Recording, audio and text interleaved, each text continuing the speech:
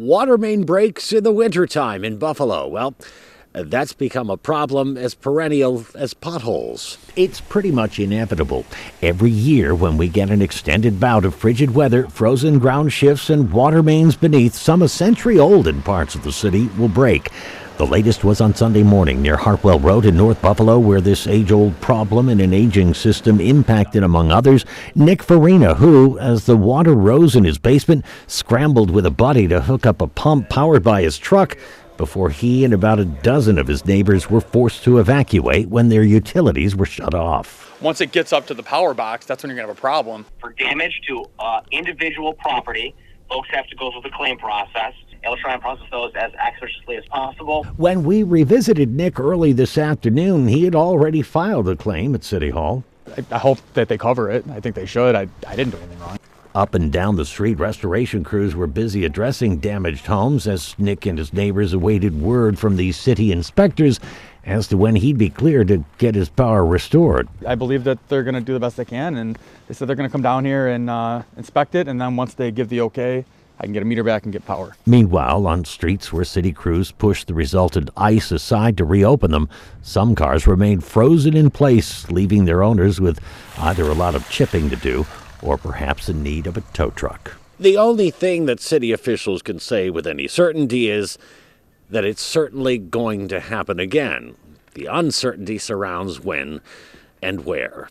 On your side in North Buffalo, Dave McKinley, Channel 2 News.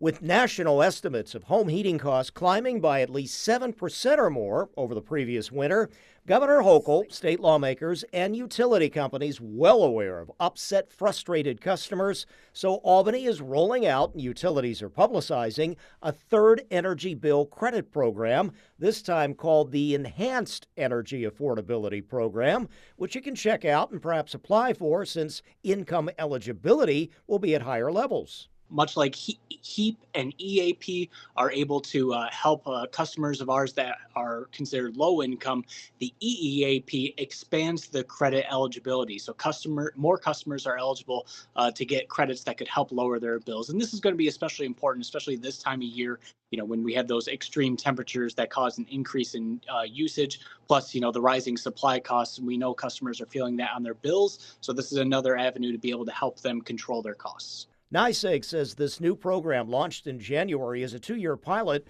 and separate from HEAP and the regular EAP or Energy Affordability Program tied to customers in other public assistance programs. Going through those materials, if you're a household that has if you're a one-person household and you have an income of a little under $70,000, you may be eligible. If you're a family of 3, that number is $112,000. These are approximate values. It would be a credit that would appear on a customer's utility bill, and it would show up not necessarily the moment that they applied. They would have to then get approved, and then I believe there's a 2 bill cycle period where that would then show up. There are households out there that may not be aware that programs like HEAP and EAP and the new EEAP, they might not even know that it exists. National Grid and National Fuel also participating in, again, this Enhanced Energy Affordability Program. And you can get more details on eligibility through the website of the utility you deal with or at WGRZ.com. We'll have a link.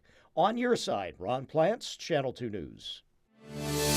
In terms of large-scale fires like that, it doesn't take much for a small fire, say something started by a candle or a space heater, to turn into something dangerous that you've seen recently out there. David Morales with the State Firefighters Association says an uptick in house fires is common this time of year. He says old space heaters can be dangerous, especially if they were kept in storage during the warmer months. Make sure the cobwebs and the dust are out of the filters and out of the heating device itself. When you're using a heater or an open flame like a fireplace, you're going to want to keep all combustibles at least 5 feet away or more from those objects. So things like carpets, drapes, chairs. In the last week, local fire crews have responded to several large structure fires, including a fire in Lockport Sunday morning that caused more than $150,000 in damage. Also this weekend, a fire in Buffalo's Riverside neighborhood damaged a home on Ross Avenue. If you're not present when the fireplace is on, or the space heater is on, or you go to bed when you're running a space heater, or you leave the house when you're trying to thaw your pipes in properly, and you're not there to catch it or call 911, then you're going to see those big fires happen. So it's imperative that you're properly present and properly using the devices that you have in your home. On your side in Buffalo, Chelsea Swift, Channel 2 News. A memorial is now placed at the step here on Jackson Avenue, where a fire broke out yesterday. The memorial has flowers and even a stuffed animal, hoping to honor the memory of a 2-year-old boy who was killed in the fire. Fire Chief Brett Butler says crews rushed to the scene within minutes. They were called to this home on Jackson Avenue just before 5 p.m. on Tuesday. Before getting there, they were told someone might be trapped inside. Butler says the police confirmed it, and firefighters began searching for anyone still inside the home. He was discovered on the second floor bedroom in a closet. It was initially reported just to 2nd Division, and later in we were confirmed his location, and 2 of our members were able to conduct another aggressive search and find him. The toddler was rushed to a local hospital where he later died from his injuries. This tight-knit community is processing the news, as are crews who responded to the scene. It is awful. I think about all the people that have lived in that house, and a lot of people have come and gone through that house, and it's just weird that there's not going to be anybody there for a while. We're a very small community. You know, we're not a very big city, and our valley here that we call the Bradford Valley is not huge, but a lot of us know each other and families know each other. Multiple alarms were called in to bring additional firefighters to the scene as crews worked to control the fire. Chief Butler says the fire remains under investigation, but at this time, it is believed to have been accidental in nature. On your side in Bradford, Pennsylvania, Courtney Courtwright, Channel 2 News. It's sad to see go, for sure, especially for, our family, but I think for others as well that have seen and grew up around it as well. Jacob Vergeen says his family's dairy farm in South Wales went up in flames on Friday. He says only half of the animals survived, and more than 120 firefighters battled extreme cold to knock down this massive barn fire. He says the farm was especially meaningful to his grandparents, who came up with the name of the business. Patricia and Thomas, so Patum being both of their names combined. So they built that farm. They've been on that farm since day one. They loved every second of it. That's what they did. I really do think that this is going to be, unfortunately, an end of an era. He says he's grateful for the South Wales community. Being from a farming family, we don't ask for much. We try to do it ourselves, but we're very thankful for the firefighters, for the first responders, for the local people and farmers stepping up and helping out. That's huge. Community is huge, and without community, you don't have much of anything. On your side, Chelsea Swift, Channel 2 News. A nationwide study found states with red flag laws saw hundreds fewer firearm suicides. Red flag laws allow the temporary removal of firearms from individuals deemed at high risk of harming themselves or others. However, the law's effectiveness in preventing suicides was still unclear until now. They do very significantly reduce the number of firearm suicides, and there doesn't appear to be any impact on people switching to another type of means to commit suicide. Researchers examined data in states that enacted red flag laws without passing other firearm legislation, comparing them with states that did not. They estimate roughly 675 firearm suicides were prevented across 4 states. So we wanted to look at something where we could isolate a particular law, and one that has relatively wide acceptance. Firearms account for more than half of all suicide deaths in the U.S., making access to guns a key focus for prevention strategies.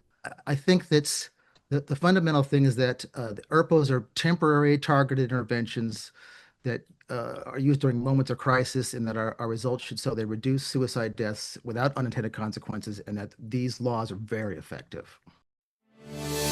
The most extreme category of concern, which is to have a school that would be listed as being persistently dangerous, no school in New York State fit into that category. This report relies on school districts reporting incidents during school hours or events to the state.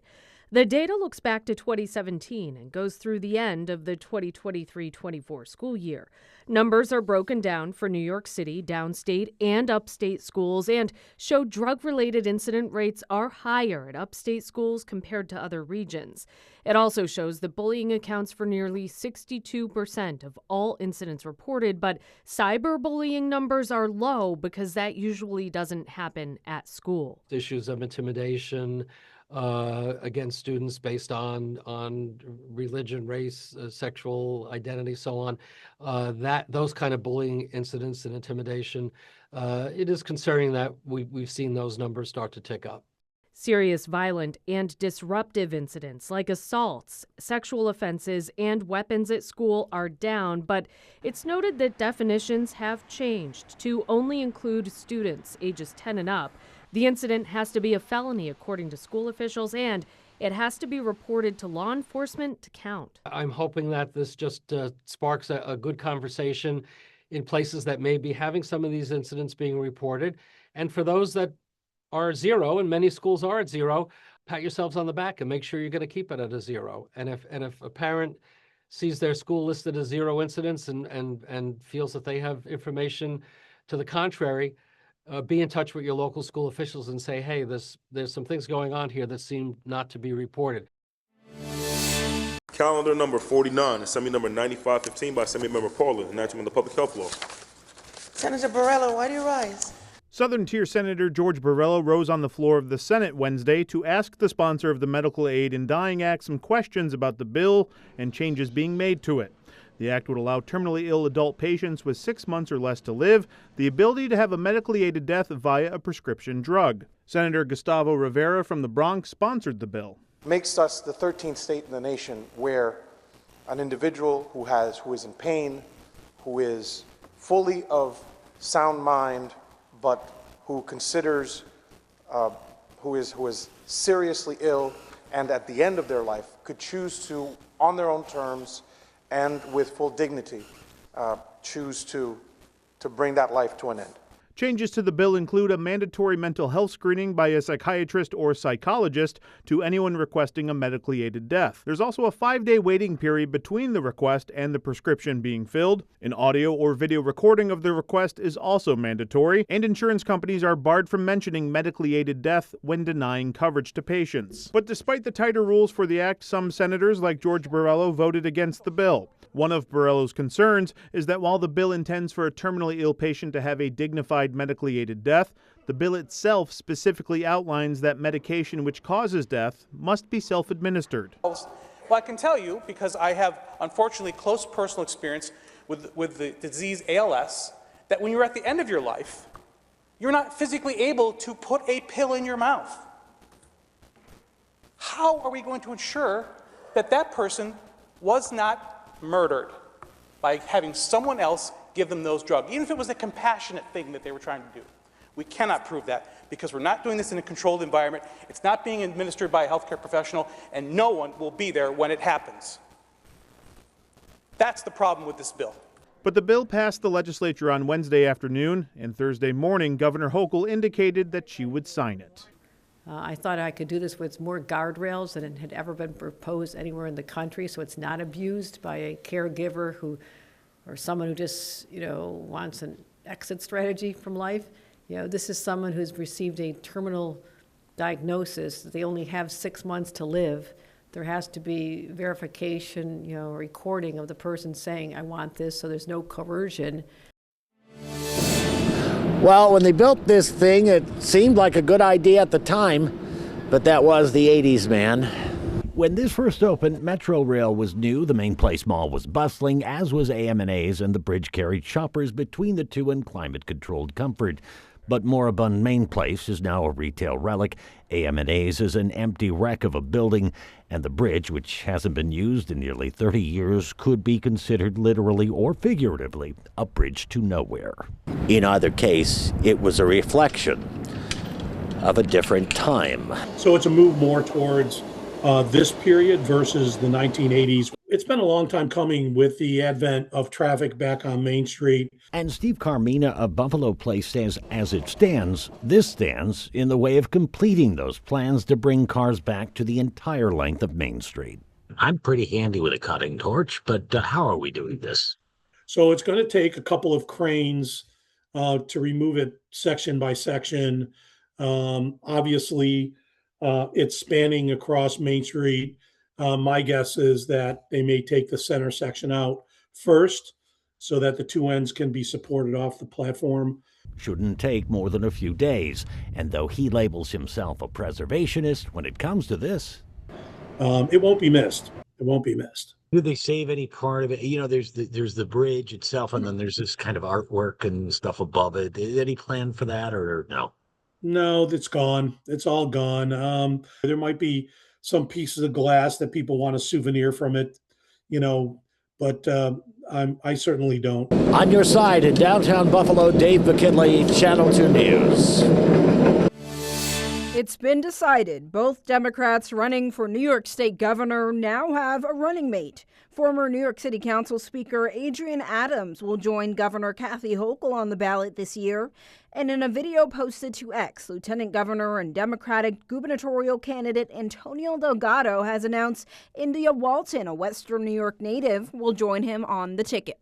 The running mate is there to offset perceived weaknesses of the person at the top of the ticket, right? The person running for governor. So, they've checked that box successfully. UB political science professor Jacob Neuheisel says both picks are designed to broaden each candidate's appeal. I think that each candidate is trying to mitigate the perceived weaknesses that they have on the ticket, which is to say that, someone from the city is picking somebody from Western New York.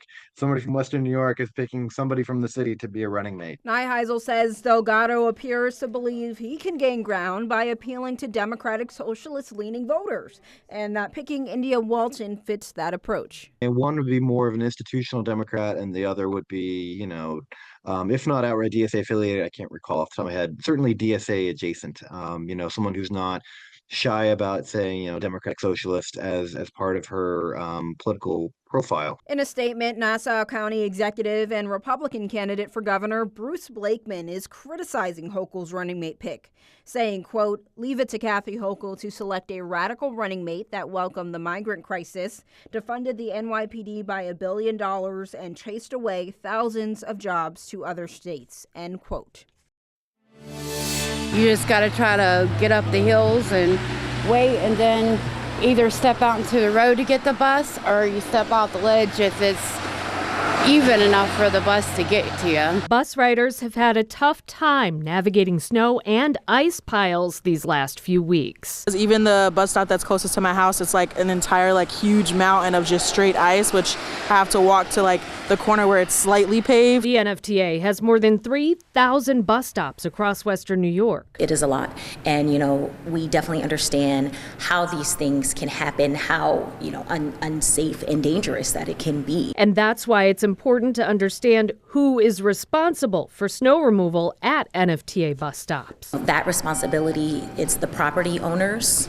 And if it's not property owners, it's the public sidewalk. This is the city of good neighbors. So if you see that, hey, please treat it just like you would a fire hydrant. If a bus stop is in front of your home or business, it's your responsibility to clear the snow. If the person responsible hasn't done that, the NFTA says to move to a safer spot. We do recommend that you go to the nearest corner that is clear, or a driveway that is clear, and give a wave to the bus driver, and all of our drivers know that they can stop for people, because we want to make sure that you are safe, and that is our first priority, is the safety of not only our drivers but our riders. The bus riders we talked with today just want people to be good neighbors. It's like in front of my house, I make sure that it's cleared so people who are walking can definitely get through. Like I said, we rely on these sidewalks to walk up to the bus to go to work. I think everybody should kind of take part in making sure the sidewalks and the bus stops are plowed and salted at least.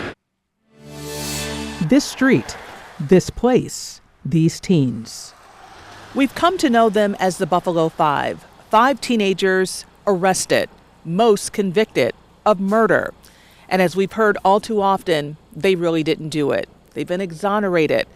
But this is about what happened to them by police and the judicial system. This is John Walker's story, January 1976. We were just doing, the regular 16-year-old things. We would go over to the Glenny Drive project and hang out with each other. John Walker, Daryl Boyd, Darren Gibson, Floyd Martin, Tyrone Woodruff. They would become known as the Buffalo Five. 62-year-old William Crawford had been at the neighborhood bar across the street from his home on Fillmore Avenue. The next day, he was found dead in his driveway. Police said he died of blows to the head. About a week later, the young men were questioned. Then 3-4 days later, they came and picked us up again. And this time they was arresting us, charging us with the murder of William Crawford. Did you know William Crawford? Never met him, never seen him. If I did, I didn't realize it, but he was an older man. We would never be nowhere where he would be at, Walker would come to learn more about what happened at the trial. He was in the Gold Nugget Inn and he was drinking. And he was buying drinks for the other people that were sitting around him. And they seen his money. And they decided that they wanted his money. So once he left the Gold Nugget Inn bar, they went around the back of the house and met him at his back door. You were 16. 16 years old. You couldn't get in the Nugget, could you? At all. You was not getting into the Gold Nugget Inn. Darren Gibson was arrested, then Daryl Boyd. Walker was next. As for Tyrone Woodruff, they forced him to saying that we committed the crime. So he was testifying against the other 4 of us. Woodruff never charged. Gibson got 25 years to life.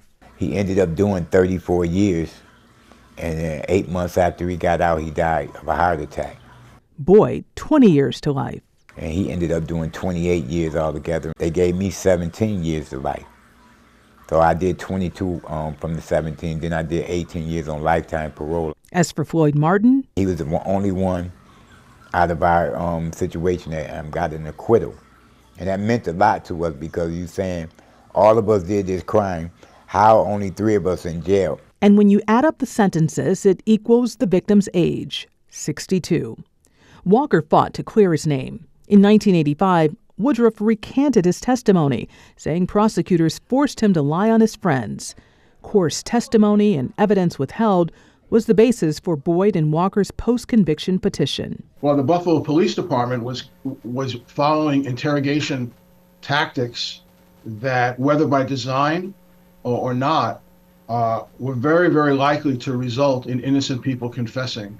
Years later, the charges were dismissed. Both men filed federal civil rights lawsuits against the city of Buffalo, Erie County, and former police detectives seeking damages for their wrongful convictions. Buffalo agreed to settle, paying $4.35 million to Walker and Boyd. Last year, a federal jury awarded Walker $28 million based on his claims against Erie County. It was because of the district attorney and them withheld evidence. It turned out there were handwritten notes by the chief prosecutor in which he wrote his own suspicion that the neighbor and the other individual I mentioned may have committed the crime. Everybody testified that Mr. Crawford was killed after 11:30.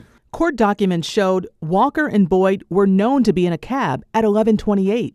John Walker and Tyrone Woodruff were on their way home in a taxi cab before the crime occurred. They could not possibly have been guilty. Tyrone Woodruff, who became the main witness, could not possibly have been telling the truth. And they withheld that.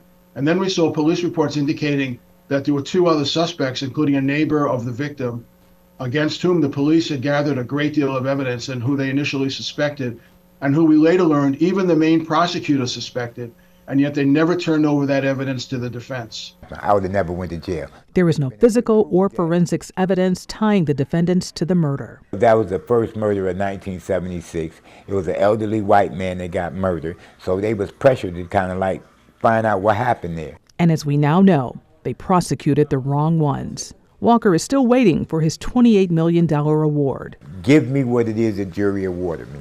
You've held my life up, you've ruined my life. I think that there should be an open-mindedness in government to examine the mistakes of the past and to learn from them. I'm dealing with cancer. I'm dealing with all kinds. I can't walk. I'm dealing with all sorts of things that, I know that I'm not going to be around much longer, but I think that they trying to hold whatever it is that the jury gave me up until I die.